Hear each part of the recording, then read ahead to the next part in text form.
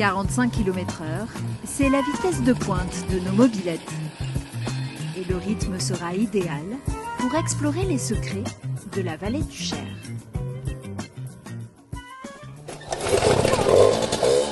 Tout commence par une prise en main pour tenter le démarrage au quart de tour. On lâche, on accélère, ça doit démarrer. Alors attention, suspense. Ah ben ça démarre. Steve rappelle quelques bases de pilotage. Donc quand tu commences à lancer, tu lâches, tu accélères, ça devrait y aller. Avant d'emmener le groupe en balade. Donc on va descendre, on va aller prendre la direction de Chenonceau. Et puis on va aller découvrir un petit peu les petits recoins. Alors au début on va se faire des routes, histoire qu'elles se familiarisent un peu. Et puis après on va reprendre les bords du Cher. La rivière du Cher, c'est un peu la petite sœur de la Loire. Moins connue que le fleuve Royal, elle mérite pourtant le détour.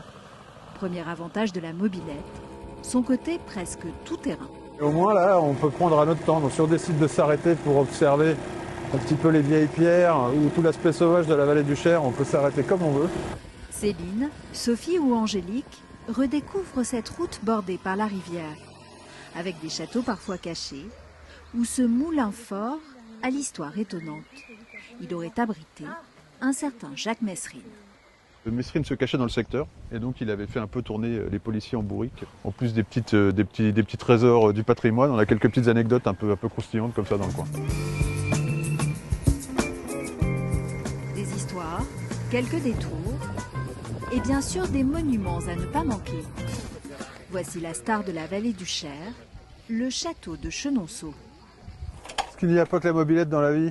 On va faire un petit tour de bateau.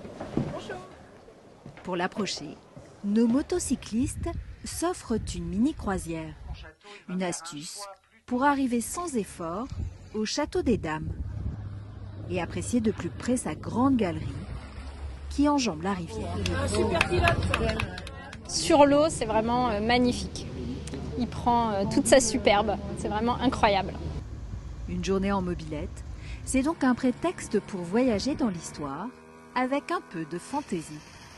C'était la première fois que j'en faisais et baptême de mobilette et c'est vraiment chouette, ça se prend vite en main. Et c'est magique. Moi voilà, j'ai mon sourire de petite fille qui est là et c'est chouette, j'adore. La rivière nous sert de guide et va nous conduire vers un paysage de coteaux. Le village de Bourré est connu pour abriter de surprenantes galeries souterraines. On se retrouve dans une cave qui est à l'origine une cave d'extraction de tuffeau. Et qui est devenue une champignonnière, puisque quitte à faire des trous, autant les remplir. À partir d'ici, on peut explorer un dédale de 120 km, creusé sur 7 niveaux. Dans ces anciennes carrières, il fait 12 degrés été comme hiver. Aujourd'hui, on y cultive des champignons. On ne soupçonne pas ça, c'est gigantesque. Je pense qu'on pourrait se perdre sans aucun problème. Les anciens blanchissaient les endives dans ces caves, donc le pourcentage d'humidité dans l'air est idéal pour le champignon, il n'est pas stressé, et la petite terre de calcaire va lui donner son petit goût de noisette. La dégustation annonce la dernière escale de la journée à Montrichard. Un pique-nique avec vue imprenable sur la forteresse et le privilège d'être à la plage. C'est une plage en bord de la rivière. Il y a plein de gens qui préfèrent se baigner dans la rivière que dans une piscine. Au menu, un concentré de saveurs 100% locales. Les vraies rillettes de Touraine, les meilleures d'entre toutes. Quelques radis et des tomates.